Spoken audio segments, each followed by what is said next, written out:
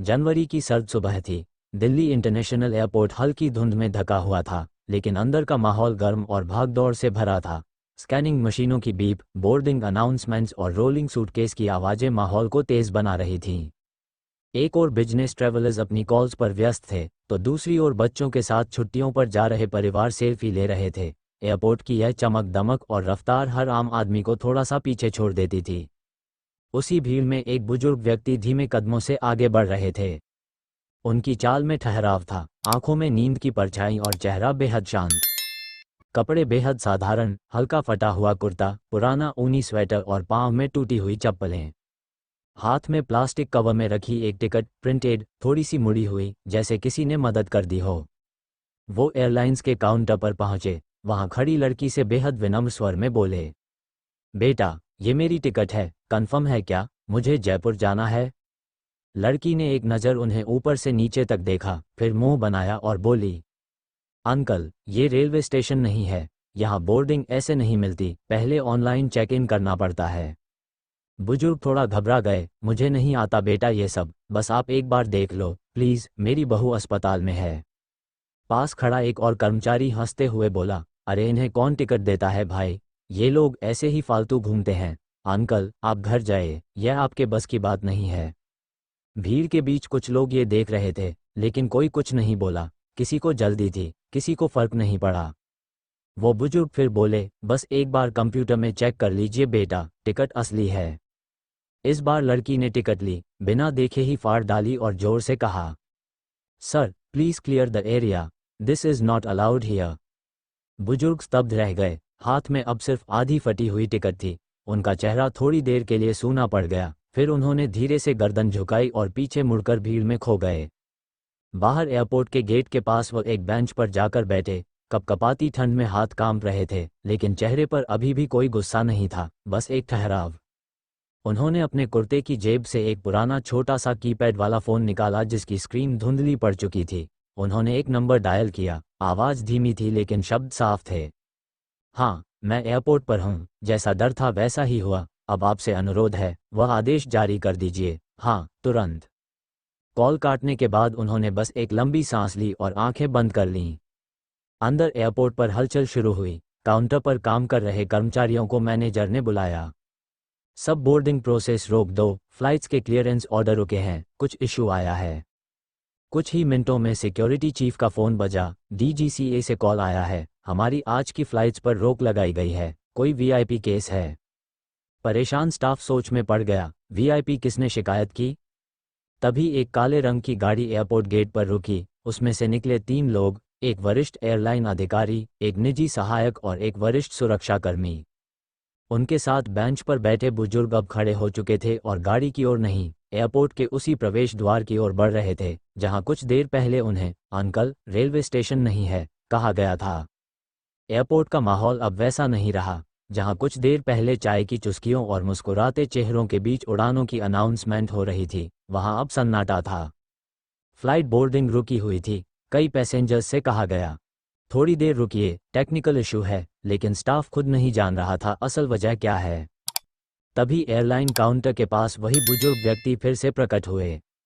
इस बार उनका साथ देने वालों की शक्लें देखकर पूरे काउंटर का स्टाफ एक पल को स्थिर हो गया। उनके साथ थे एयरलाइन की चीफ ऑपरेशंस ऑफिसर, डीजीसीए, नागर विमानन महानिदेशालय के वरिष्ठ सलाहकार और एक विशेष सुरक्षा अधिकारी। भीड़ हटी, रास्ता बना। जिन कर्मचारियों ने कुछ देर पहले उन्हें धकेला था, अब उनके चेहरे पर पसीना था। बुजुर्ग अब धीरे धीरे वहीं उस काउंटर की ओर बढ़े जहां उनकी टिकट फाड़ी गई थी। उन्होंने कुछ नहीं कहा, बस अपनी जेब से एक और कार्ड निकाला। उस कार्ड पर लिखा था, श्रीमान राजेंद्र प्रकाश, वरिष्ठ नागरिक एवं नागर विमानन मंत्रालय के सलाहकार, पूर्व अध्यक्ष, नागरिक विमानन प्राधिकरण। उनकी पहचान देखकर मैनेजर का चेहरा सफ़ेद पड़ गया और तभी डीजीसीए अधिकारी ने गुस्से में कहा, आप लोगों ने इन्हें बेइज्जत किया, बिना इट देखे टिकट फाड़ दी। काउंटर पर खड़ी लड़की के हाथ से टिकट का फटा टुकड़ा गिर गया। राजेंद्र जी ने अब पहली बार कुछ कहा, पर आवाज में गुस्सा नहीं, सिर्फ पीड़ा थी। मैं चिल्लाया नहीं क्योंकि मैंने जिंदगी में बहुत कुछ देखा है, लेकिन आज देखा इंसानियत कितनी खोखली हो चुकी है। तुमने मेरी टिकट नहीं फाड़ी, तुमने उस मूल्य को फाड़ा है जो सम्मान कहलाता है। भीड़ में सन्नाटा था, कुछ लोग मोबाइल से वीडियो बनाने लगे।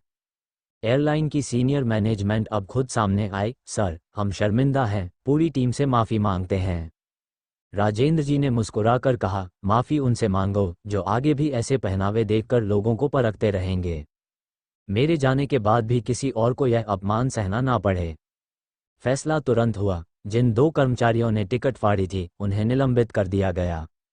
एयरपोर्ट पर सभी कर्मचारियों को एल्डर डिग्निटी और डिस्क्रिमिनेशन पर अनिवार्य ट्रेनिंग करवाने का आदेश। डीजीसीए द्वारा उस एयरलाइन को 1 सप्ताह की चेतावनी दी गई। यदि किसी और वरिष्ठ नागरिक के साथ ऐसी घटना दोहराई गई, लाइसेंस सस्पेंशन की कार्यवाही शुरू की जाएगी। बुजुर्ग का चेहरा अब शांत था। उन्होंने किसी को नीचा नहीं दिखाया, कोई चिल्लाहट नहीं, कोई बदला नहीं। बस एक शालीन सच्चाई से सबको आईना दिखा दिया। वह गेट की ओर बढ़े, इस बार उन्हें कोई नहीं रोक रहा था। एक कर्मचारी उनके पास दौड़ते हुए आया, सर, कृपया बैठ जाए, हम आपके लिए विशेष लाउंज तैयार करवा रहे हैं। राजेंद्र जी ने सिर्फ इतना कहा, नहीं बेटा, मुझे भीड़ में बैठना अच्छा लगता है। वहाँ इंसानियत के असली चेहरे दिखते हैं। अब जब राजेंद्र प्रकाश एयरपोर्ट के उसी वेटिंग जोन में जाकर एक कोने में बैठ गए, सबकी नज़रें उन पर ही थीं। पर अब नज़रिया बदल चुका था। कुछ लोग मोबाइल में उनका नाम सर्च कर रहे थे, कुछ पूछ रहे थे, ये हैं कौन, और जो सर्च कर पा रहे थे, उनके चेहरे पर चौंकाहट साफ थी। राजेंद्र प्रकाश, एक नाम जिसने देश की हवा में बदलाव लाया। वो कोई सामान्य बुजुर्ग नहीं थे, देश के सबसे पहले डीजीसीए रिफॉर्म पॉलिसी बोर्ड के अध्यक्ष रहे। उनकी अगुवाई में भारत ने पहली बार एल्डरली फ्रेंडली एविएशन पॉलिसी लागू की, जिससे हजारों बुजुर्गों को एयर ट्रैवल की सुविधा मिली। कई अंतर्राष्ट्रीय एयरलाइन प्रोजेक्ट्स के मुख्य सलाहकार रहे। पद्म भूषण से सम्मानित, पर कभी उसका ढिंढोरा नहीं पीटा। उनकी पहचान किसी वीआईपी पास से नहीं, उनकी सादगी और सोच से बनी थी। क्यों लौटे इतने सालों बाद? किसी पत्रकार ने धीरे से उनके पास जाकर पूछा। राजेंद्र जी मुस्कुराए और बोले, कभी किसी एयरपोर्ट पर मैंने वर्दी पहनकर आदेश दिए थे। आज उसी एयरपोर्ट पर मैं आम आदमी बनकर अपमान झेल रहा था। मैं जानना चाहता था, क्या हमारे बनाए कानून सिर्फ फाइलों में हैं या दिलों में भी? उनकी वापसी का मकसद क्या था? वह एयरलाइन उनकी पुरानी पेंशन फंड कंपनी में इन्वेस्टर थी। आज वह वहां सिर्फ ये देखने आए थे, क्या इस देश में अब भी बुजुर्गों को इज्जत मिलती है? उनके अनुभव ने सिखाया था, किसी सिस्टम की ताकत उसकी तकनीक में नहीं, उसकी संवेदनशीलता में होती है। जो दिखता है वही सच नहीं होता। काउंटर स्टाफ जो पहले मजाक कर रहे थे, अब आंखें नीची किए खड़े थे। राजेंद्र जी ने उनमें से एक युवा कर्मचारी को पास बुलाया। लड़का कांप रहा था। बेटा, तुमने मेरा टिकट फाड़ा था, अब जिंदगी में किसी का सम्मान मत फाड़ना। ये कुर्सियां बदल जाएंगी, लेकिन तुम्हारी सोच वही तुम्हें आदमी बनाती है, या सिर्फ एक मशीन? और फिर लाउंज में बैठा हर यात्री आज कुछ सीख कर जा रहा था। किसी ने लिखा ट्विटर पर, आज देखा, असली ताकत वो है जो चुप रहती है और ज़रूरत पड़ने पर सिर्फ एक कॉल से पूरा सिस्टम हिला देती है। एक बुजुर्ग महिला ने मुस्कुरा कर कहा, वो इंसान अकेले नहीं थे, उनके साथ पूरा अनुभव खड़ा था। फ्लाइट बोर्डिंग शुरू हो चुकी थी, घोषणा हो रही थी। विस्तारा फ्लाइट 304 बेंगलुरु के लिए अब बोर्डिंग गेट 5B से शुरू हो रही है। लेकिन आज कोई भी यात्री उतनी जल्दी में नहीं था जितना अक्सर होता है। सबकी नज़रें अब भी उस बुजुर्ग पर टिकी थीं, जिसने एक टूटे से टिकट से पूरा सिस्टम हिला दिया। राजेंद्र जी ने धीरे से उठकर अपना बैग उठाया, पुराना, चमक खो चुका बैग, पर उसी में बसा था इतिहास का भार।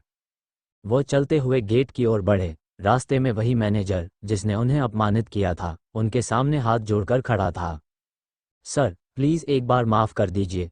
राजेंद्र जी रुके, उसकी आंखों में देखा और बोले, माफ़ कर दूंगा, लेकिन शर्त पर, हर उस यात्री से माफ़ी मांगो जो तुम्हारे शब्दों से टूटे हैं। और हर उस बुजुर्ग को नम्रता से देखो जो तुम्हारे सिस्टम की चुप बेंचों पर बैठते हैं। गेट पर पहुंचते ही एयरलाइन की सीनियर टीम उनका इंतजार कर रही थी। फूलों का गुलदस्ता, वीआईपी चेयर, सब रखा गया था, लेकिन उन्होंने मुस्कुराकर मना कर दिया। मैं वीआईपी नहीं, एक रिमाइंडर हूं कि बुजुर्ग कोई बोझ नहीं, बल्कि नींव है इस समाज की। नीचे एयरपोर्ट पर वो कर्मचारी, जिनके कारण सारा विवाद शुरू हुआ, अब भी उस फटे हुए टिकट को देख रहे थे। उनमें से एक ने धीरे से कहा, हमने उनकी टिकट नहीं फाड़ी, हमने अपनी सोच का पर्दा उतार दिया। इंसान की पहचान उसके कपड़ों से नहीं होती, बल्कि उस जख्म से होती है जो वह चुपचाप सहता है और फिर भी मुस्कुराकर माफ़ कर देता है। जिसे तुमने मामूली समझा वही तुम्हारी आखिरी उम्मीद हो सकता है। इज्जत सिर्फ ऊंचे पद के लिए नहीं, इंसानियत के लिए होनी चाहिए।